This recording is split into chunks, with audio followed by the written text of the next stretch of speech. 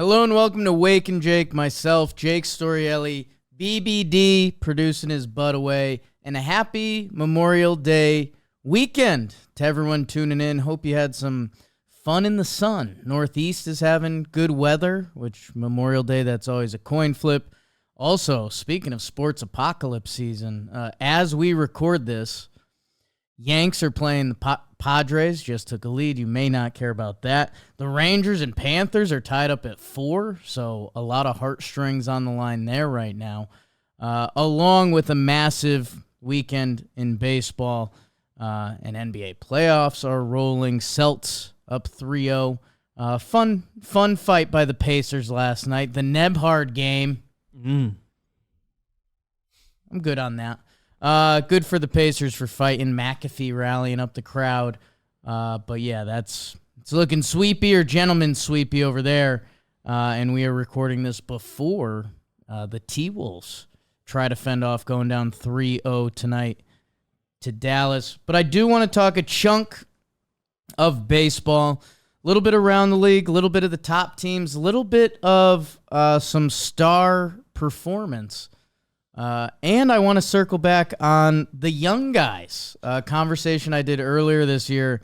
I want to circle back and just keep tabs on young baseball players because it's a lot of teams are fueled by youth, yet at the same time you can't bank on them to contribute. So, again, that sentence may not have helped you, but all of this kind of started with the news that Ronald Acuna Jr. will be out. We'll see for how long. People are dreaming up a month or so. I don't know. I'm not as medical as I'd like to be, but it's a knee he has a history with. Yeah. All I've seen since it happened, I saw one article that said they think they avoided the worst possible outcomes, but I didn't even read the article. That was the headline. Yeah, the tweets I've seen have been like a minimum of a month. And honestly, the Braves, who coming in today had the 7th best record in baseball, funny that that's been disappointing for them. The Braves better win percentage than the Milwaukee Brewers, who, I don't know, felt like the Brewers have been playing above their skis all year and felt like the Braves have been semi-disappointing. Ronald Acuna Jr., if you haven't seen the stats, having kind of an ugly year. The stat line is as follows: 246 batting average, 348 on base, a 356 slug, and a 704 OPS. So right around league average OPS. Still has a chunk of steals, 16 stolen bases, only 2 caught stealings, 4 homers, 1 triple, 7 doubles. This is coming off the year where he won the MVP. He led the NL in OPS, which is insane. Because he had 73 stolen bases last year. That's a stat. Man, we've dreamt up OPS S+ on basically OPS, on base plus slugging, with stolen bases in there. If you do that Ronald Acuna season, I don't know how many could match it. Another couple things from last year that stand out compared to this year. Last year, Ronnie, besides the 41 homers, bold all over his baseball reference page, which meant he led the National League in those categories. 80 walks and 84 strikeouts, which is always a sign that you're seeing the ball very good and you have good plate discipline at the major league level. This year, 53 strikeouts, 27 walks. So his walk to K rate has nearly doubled, or K to walk rate. I guess that's how you'd measure it. And the OPS, I mean, is at 704. It's a bad day away from being in the 6s, which this is a guy who one-dotted last year. He's got a career 903. Again, it hasn't affected the Braves too much, but I wanted to segue it into something else that the script might be flipping on soon, because there is a team that I think has been underachieving this year, that their star player has been underachieving a bit. But he's actually just hit the go button. Corey Seager with your Texas Rangers. If you've been checking in periodically throughout the year, if you've been following, Corey Seager was not putting up Corey Seager stats. And last year, he was nuts. I mean, it got overshadowed because of injury and like Shohei. Last year, Corey Seager led the league in doubles, only played 119 games, had 33 homers and 96 RBI, a 1.013. Again, this is in 119 games from a shortstop. It was a special season. And the crazy thing is with baseball, how quick it turns. Us Yankee fans have gotten to see Aaron Judge turn on these past 3 weeks, and it's the best 3-week stretch of his career. It's insane. I think it was, 11 doubles and 12 homers in 20 games or something? Yeah, it was just his last 20 games, something like that. First time in MLB history that's been done. It's pretty good. Doubles and homers, we like that. There was a fun one during the Mariners series, so outdated now, but I think it was like his last 33 hits, it was 11, 11, 11, singles, doubles, homers. Oh, wow. How about that? Corey Seager, who if we recorded this on May 18th, this is about a week ago, Corey Seager had a 681 OPS. In the last 6 games, including today, he now has 6 home runs. He has homers in 5 out of 6 games with 2 homers today, which got them the win today, but it did not in the previous 5 games. The Texas Rangers have been skidding a little bit, and it looks like Seager's going, and if Corey Seager goes, there's going to be wins that follow, as they are currently standing 25 and 29. So, yeah, they just got rid of an L6 today. 6 straight losses for them.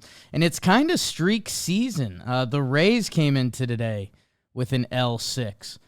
The Guardians and Royals were both sitting at W8 coming into today. And even the Dodgers with an L4 next to their name, as the Cincinnati Reds are trying to save their season. I want to go back to Texas for a second because it was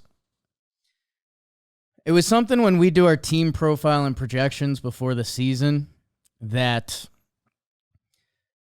if we're being honest, there's a chunk of guessing to it. You see some things you like, you see some ads, but you're guessing what players are going to either take the leap from the younger side, which players are going to overachieve or underachieve from last year, or just play to their baseball card. And I think that's why we like stars, because stars tend to have really good years consistently. Analytics. Kind of what makes you a star. Right. It's really hard to do. I think there is a funny lane for guys that are consistently themselves. In recent Yankee lore, a guy like Brett Gardner. You're going to get some good defense. You're going to get enough offensively, or his offensive profile. Another guy that was kind of a West Coast Brett Gardner for years, a Cole Calhoun. Like, you just kind of knew what you were getting year in, year out. The Texas Rangers, when we did their team profile and projection, and this is kind of funny because I said the opposite the year before. I was pretty excited for the Rangers offense last year. It's like, ooh, there could be something here. Simeon Seager, Nate Lowe, Heim, Adolis Garcia. I liked what I was seeing last year, and a lot of those guys were back this year. Here was my problem. Corey Seager to replicate what he did last year, really hard. And maybe he's just taken the steps to start doing that, and maybe we're going to see that. He's also a guy that does have a chunk of an injury history. So there's part of me that's like, hey, when you're doing a team profile and projection, is that something you can kind of fade a little bit? Yeah. Adolis Garcia, who's been playing really well. He went nuts last year. But again, could you say, and he's got kind of incrementally better every year, that there's room to slip, but no more than any other player in baseball. Nate Lowe got hurt coming into the year, so that felt it. The thing that stood out to me even more than that, Marcus Simeon's kind of as steady as it gets, plays every day. In the middle of their lineup that people were hyping as a good thing was Wyatt Langford, the top prospect out of Florida, and Evan Carter, the top prospect who showed out during last postseason. Here's why that concerned me then, and it's why you can't bank on youth. So I did a little bit of this in Talkin Jake earlier on this year, and while I have you on the hook, make sure you guys are subscribed. Subscribers have been going up. Thank you. Big Foolish episode coming up in the midweek, so get ready for that. But thank you guys. Eps have been doing really well. Earlier this year, I did a young players and who's contributing. At that point in time, I think Jackson Merrill for the rookies was the leader in the clubhouse. Depending how I want to butter knife this, I can make this look as good or bad as I want pretty much. For the rookies this year, so this is guys who didn't play at all last year. I want to specify that. And it might lead into a little theory I have developing. But these are guys that have made their debuts this year. Of rookies that have played over 20 games. 20 games. I think the Yankees are about to finish their 53rd game or something today. Give or take. They said on the broadcast it's the 1/3 point of the season. So what would that be, 54? I think 4, yeah. Yeah. So we're a third of the way through the season. So 20 games, that's fairly generous. That's, close to a third of your team's game. It's never been a math pod. I know that's not right. There are 3 rookies that have played over 20 games that have an OPS plus over 100. If you'd like to try to name them, Beebs, you're more than welcome to. But it's a little bit of a losing exercise. I assume Merrill's still above. So Jackson Merrill came in today at 100 flat. Jackson Merrill, who I love, and it's been fun to watch him this weekend. 276, 319, a 365 slug. So the power kind of hasn't been there for him. But yeah, it has him right around a league average hitter, which again has been a solid rookie campaign. So he is not on the list. I know Rafael isn't there. Nope. And he's technically on the list of he debuted a little bit last year. Oh, true. So that's the We'll get to Sedan in a little bit as I wear my soccer jersey today. Messi with my soccer hair going on. It's a look. Of the guys that have made their debuts this year, Blaze Alexander for my Diamondbacks. He's been playing some shortstop, hitting a little bit. 260, 336, 406, a 743, 35 games, 114 OPS plus. Good for you, Blaze. Blazer.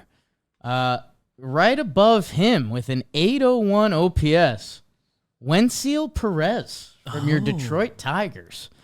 We've seen his name pop up a lot. Checked him out a little bit in the Sunday morning game, but 24 years old, has moved up to the middle of that Tigers lineup. Couple stolen bases, couple triples, couple homers, an 801 OPS. Wensiel Perez. He would be leading the way if I didn't make it 20 games, if I made it 22 games. Because with 21 games, Kyle McCann, the catcher for your Oakland Athletics, has a 1.02 OPS right now. He's only played in 21 games. And I think it's just been funny whenever we have a lot of baseball people in our office. You see a lefty hitting McCann playing catcher, and you're like, oh, that's Brian's nephew or something. Kyle McCann has been going nuts when he's played this year. And we love a lefty hitting catcher. Again, if I made that,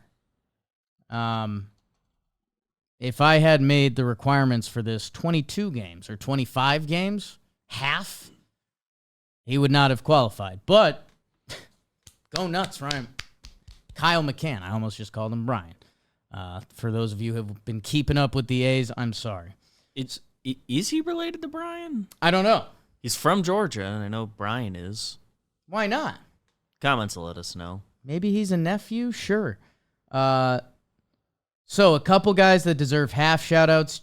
Joey Loperfido just got called up for the Astros. He's been playing well, but that's 14 games. Austin Shenton actually doesn't deserve a shout-out. 189 batting average. When he hits him, it goes. Good for you, Austin Shenton. So what you dug up, Blaze Alexander's the real one. The others are right, like on the cutoff, right? Yeah, Yeah, more or less. I mean, I could poo-poo Blaze Alexander too because it's just killing lefties. Sure, but overall doesn't change the point. Hey, do what you do, Blaze. That is a good thing to find something you're good at this quick. We can work with that. From there, you're looking at Jackson Merrill, who again I like a lot, but it's a 683 OPS. That's for people that you'd be looking at everyday players in your lineup. You want more than that. Like, you can only have like 2 of those in your lineup if you're hoping to be kind of a quality team. Andy Pages for the Dodgers, who got thrown in there. His OPS is down to 671. Jung-Hoo Lee got hurt and is out for the year. He landed at 641. Trey Lipscomb, who we talked about a lot for the Nats, was doing some things at third base. He's down to 620. Everyone else, I don't want to embarrass their stats, but everyone else is below that. These guys are in the 5s. Wyatt Langford, who I just mentioned. Remember, he's got forearms from the gods. He won the DH job for the Texas Rangers. Like, watch out for this kid. How special is he and Carter going to be in the middle of that lineup? 588 OPS. Said I wasn't going to say numbers. Jackson Chourio, the other Jackson. His OPS is 587, 1 point below. He's struggled. Colt Keith got the contract extension before the season. Welcome to the big leagues, Bug. Sorry to all our Bug listeners. He is below them, 578. Kyle Manzardo, this is small sample size, and Jordan Beck, a rookie who's been playing for the Rockies before he got hurt. They're in the 4s. Graham Pauley, OPS in the 4s. He was a guy that we heard end of camp might become the Padres' starting third baseman. And then it just gets worse from there. Victor Scott won the center field job out of camp. 274. He hasn't been playing. Jackson Holiday, he got sent down. A 170 OPS. He really struggled. So these are all the guys that got called up this year.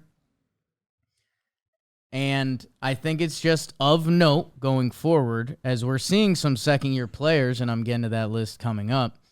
Man, to have a true rookie in your lineup, making their debut and trying to be an impact player, that's a tough ask.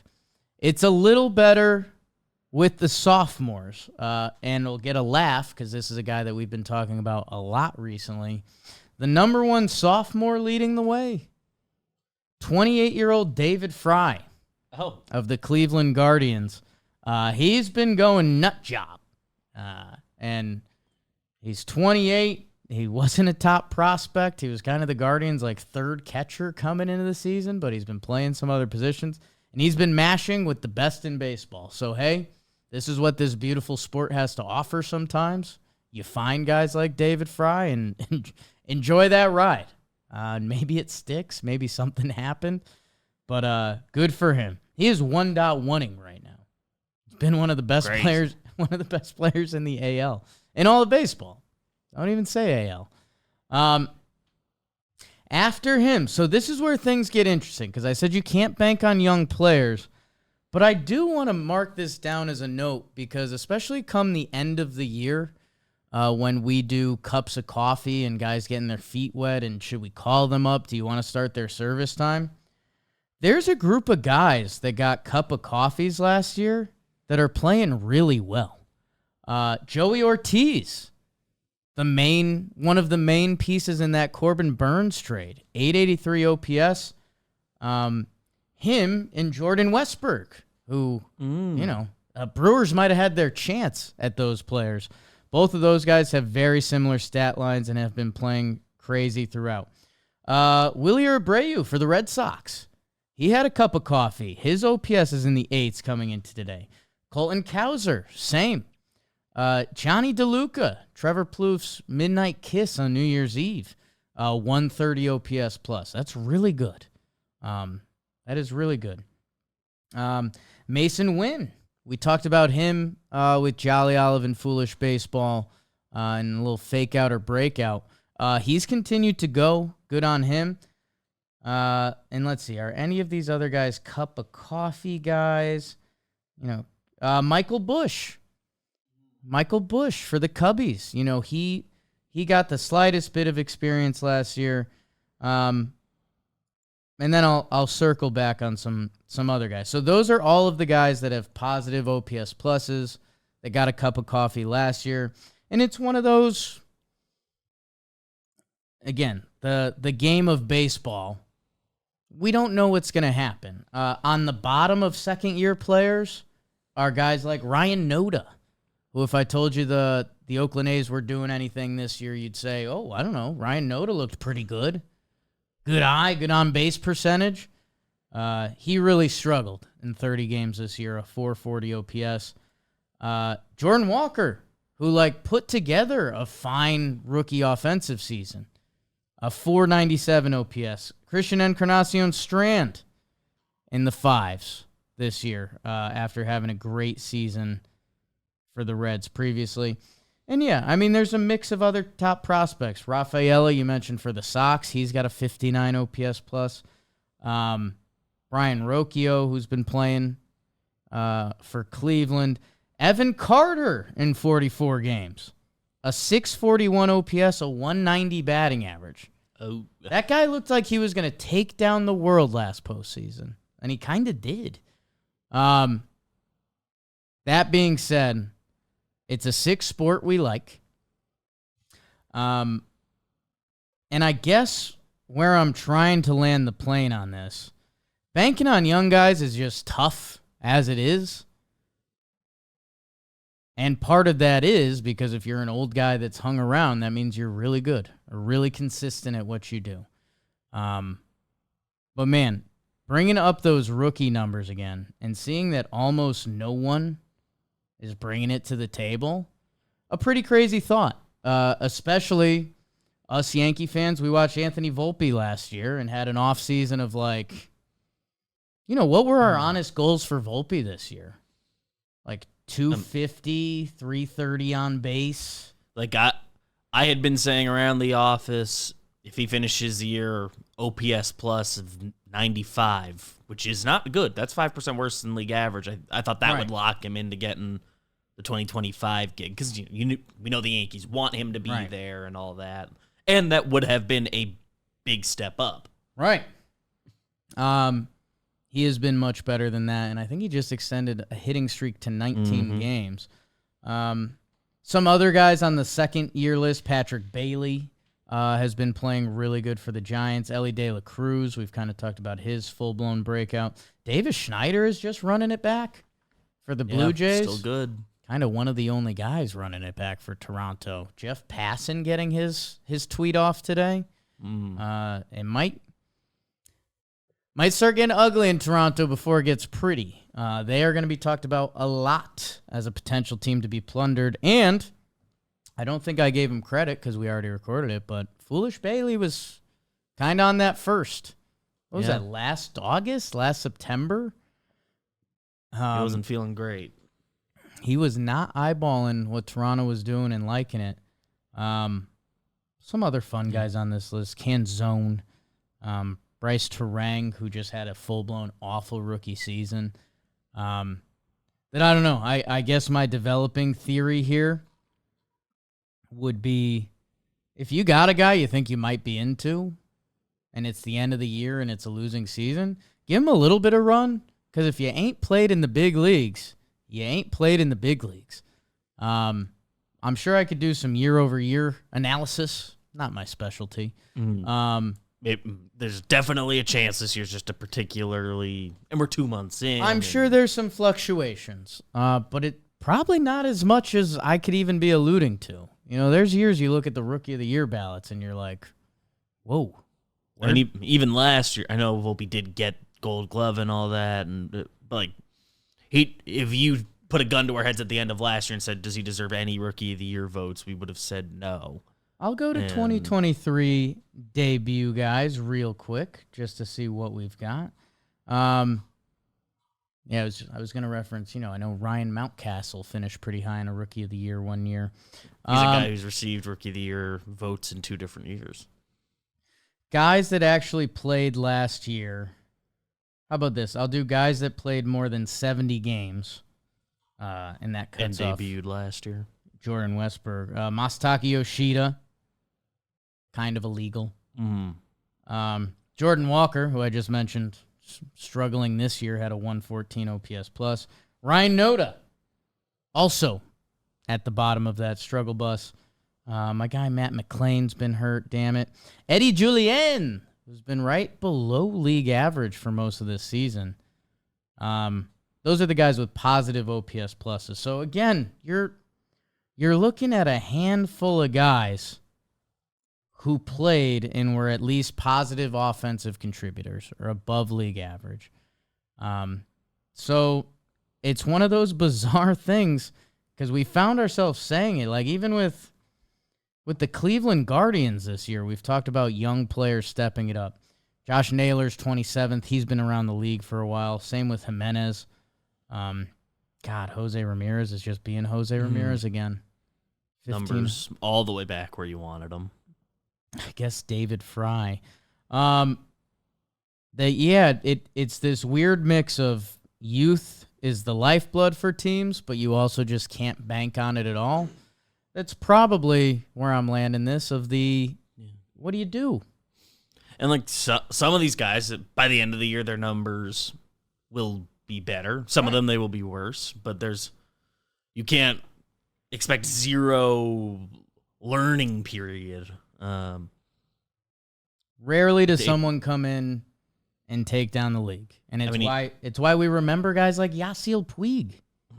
Like if we did a social video, like who's a rookie you remember coming in and dominating offensively? Like how people would say Puig. How long ago was that? Especially you say all time, so it gets people thinking back a little bit. I mean, even Adley. He's been awesome pretty much the whole time. The first 2 weeks numbers when he first came up were bad. Like guys need time to figure it out. It's hard to rely on them. So, with that, if I see a lot of youth on your team, that's scary, even though somehow they are the lifeblood. And the star power. Let's see how the Braves react without Acuna. Because, again, he kind of hasn't been going nuts this year. They've also missed Murphy. Let's see what that means for them. And with the Texas Rangers starting to enter kind of a dangerous part of their season. Corey Seager has hit the on button. They're going to need some help elsewhere. And I enthuse you. Don't think that's the right word. Go check out the MLB standings because I laugh every day. I think right now there are 11 teams with a record of 500 or above 500. 11 teams are playing above 500 ball. Close to a third of the league. Mariners or Cubs have a couple tough days at the office. A third of the league would have a winning record. So I think it's going to be exciting to see one of these teams in the 14 to 23 range is going to turn it on, and it's going to happen. And we've seen a couple teams kick into gear. Cardinals have a W4 right now. They're playing on Sunday Night Baseball. They got rained out, so they're only going to play 2 games against the Cubs. Could they have a mini sweep of the Cubs, a 5-game win streak? That would be potentially huge for them. Did my Reds win today? Let me get over there. I think they did. I think they were up. Yeah, Reds swept the Dodgers. They've got a W3 as they're trying to save their season.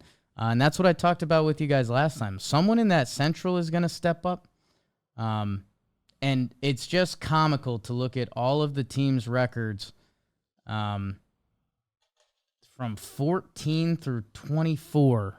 Like, everyone is still in the same bucket. And, man, with expanded playoffs, a lot of teams get to dance. So even if your team's been putting an ugly product out there, there's going to be a chance for it to turn around. And I do want to give one team a special shout-out. It's a team that's in that positive bucket. Padre fans have been feeling electric. They traded for Luis Arraez. He's been hitting out of his mind. They've always had the talent, pitching and hitting-wise. Also, they had a winning – their record against good teams above 500, was really good. Let me see.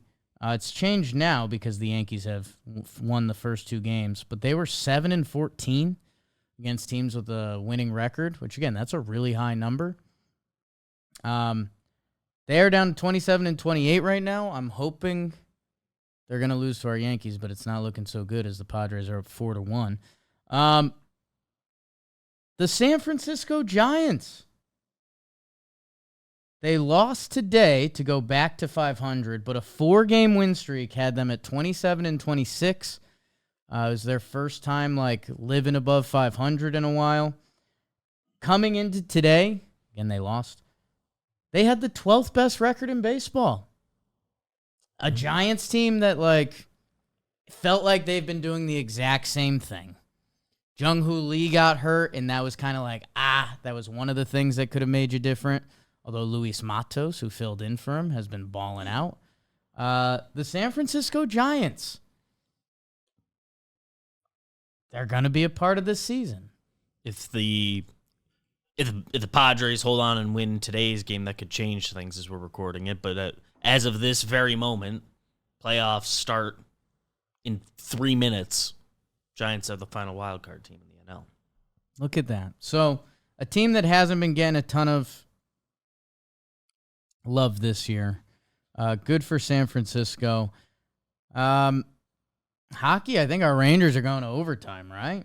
So looks like it. I think we're going to watch that. And it ended.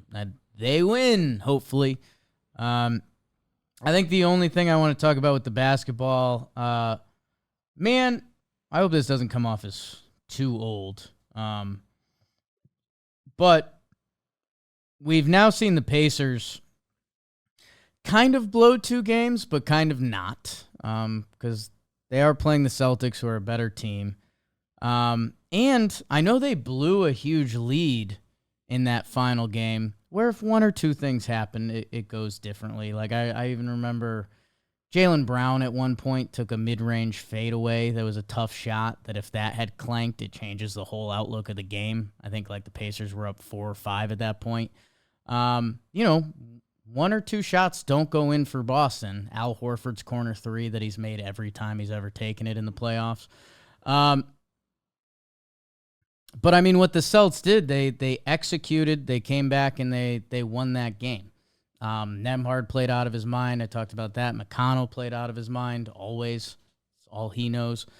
I was furious at Indiana for dropping that first game because that was your shot, that this game 3, if it was 1-1 and Boston's down by 5 late, do they feel it a little more? That tricep in your jump shot? We'll never know. And I think they're either going to go on to sweep them or not sweep them. My Minnesota T-Wolves that I've become just delighted with. I love Anthony Edwards. I love the fact they tried something different. They brought in Gobert with Towns when the rest of the NBA was going small. They took a shot on something, and it's kind of taking off. They lose game 1. That's fine. Someone was going to win it. Close game. Kyrie had a massive first half. Hey, strong close by Luka. That is what it is. Although, I mean, they had the lead in that game too. P.J. Washington hit a big shot down the stretch. Luka hits a big shot down the stretch. It was a great game 1. No, whatever. Could have gone either way. You could say that about a lot of NBA games. You got to execute down the stretch. Game 2, the Minnesota T-Wolves, they made me a little mad. They got a big game out of Naz Reid. They made some uncomfortable decisions. Naz Reid was going off, so they didn't play Towns. A lot of people have been wondering if that was going to happen this playoffs. The part that got me, Minnesota, who, oh man, I forgot they were up 5 at one point with 1:30 left. Kyrie makes a 3. The part that got me was Dallas gets the ball back and a tough review. They said it went out of bounds off the Wolves, or off Dallas. They reviewed it. McDaniels, I think, had the ball. He got hacked. It would have been a foul, but they couldn't call a foul with the NBA review rules. So technically it went off McDaniels, even though he was fouled, but they couldn't call the foul, so ball goes back to Dallas. One, that's a tough rule. And I saw Ryan Rucco. He posted on his IG story, the WNBA has a rule that it's like, if that happens, you can make the right call. Like, I think the way they phrase it is like if there's a clearly deemed possession, whether foul or not, something like that. I forget what it was. Might still be in his Instagram story. And either way, I've never understood why reviews haven't had common sense rules. Or why do they have so many you can't review this? Like, we're literally reviewing things because we can. At the same time, I'm one of the first guys to complain when a review takes too long. So that's kind of what they were trying to do. But you got to get the call right. Anyways, this is where I won't defend Minnesota. The Dallas Mavericks are bringing the ball up the court, down 2. The ball is in Luka Doncic's hands. Okay. Luka's dribbling. They go to the screen with Lively. I'll tell you why I remember that off the top of my head. They decide not to double. They leave Gobert, Defensive Player of the Year, on Luka. Even though Gobert's the Defensive Player of the Year, he's a guy that we've seen get tuned up by guards on the perimeter. And know what's fine about that? He's 7'4". There's times he should get tuned up on the perimeter. He's not supposed to move like that. He kind of gave a great effort. He had one faulty step that gave Luka a clear lane. Luka bangs the shot. T-Wolves come down. Naz Reid gets an okay look, misses the three. But now you have Naz Reid shooting your game-winning 3, which, love Naz Reid, 6th man of the year. This is kind of rude. 6th man of the year, I'm going to break it down very basic for you.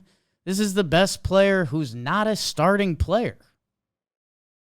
Like, I don't want that to come off super rude, but, like, there's a partial reason. I mean, part of that is he's good offensively, and there's guys like Lou Will and, the guys who have racked up those awards. There's been a handful of guys who it's like, yeah, they are a starting level player. They come off the bench. They'd be starters on lesser teams. Yeah. Like, in a way, that's what the award... They're like being a 6th man to make their team unfair. That's kind of what the award is telling you. Anyways, Nas played great. If he hits the shot, wouldn't be saying any of this, whatever. So you have Naz Reid taking the shot. That's over Karl Anthony Towns, who'd been on the bench for the end of the game, but is widely regarded one of the best shooting bigs in the league. Anthony Edwards, who all this talk about him being him, he doesn't get a look with the rock. My main problem, though, where I can't defend you, they go over to the screen. I mentioned Lively sets it. If you double team Luka there, they pass it to Lively at the top of the 3-point line. A non-shooting center. And worst case, because the lane was kind of open, Derek Lively drives, dunks it, bang. Tie game. You probably get the ball with 9 seconds left. Instead, you kept the ball in Luka's hands. You know what he wants to do. You put Gobert on him? I mean, he told you after he hit the shot how he feels about that. Didn't need to read too many lips to see what he was saying. Pretty hilarious in his press conference. He said he was speaking... Where's Luka from? It's not Slovenia, right? No, he's Slovenia. Okay. He said he was speaking his native language. No, you weren't. How do you not... I mean, with the way the NBA goes, there's an argument you give up the dunk, keep 10 seconds on the clock, and set up whatever play you want to try to win the game. Instead, they let Luka shoot the 3. He hits it. You go down. You have your 6-man taking a deep contested 3-point shot to try to win the game, and you lose. So I'll be interested to see. That could be it. Like, they're going to Dallas tonight. I'm excited to watch the game. Minnesota has been fantastic on the road. I guess just the basketball gods, the sport gods. If it was 1-1, I think I'd be continuing to say all the same things. Like, this is probably going 7. The Ant, Luka, who's next, who's him thing is going to be a lot of fun. The Mavs have a chance to watch this. Ant hasn't played great. His moment's probably coming. But you're up 2-0 and you're going to Dallas for 2. I mean, even if they get one of those, although 3-1 has become one of the dirtiest words in the NBA. But yeah, a little disappointed in my Wolves. A little disappointed.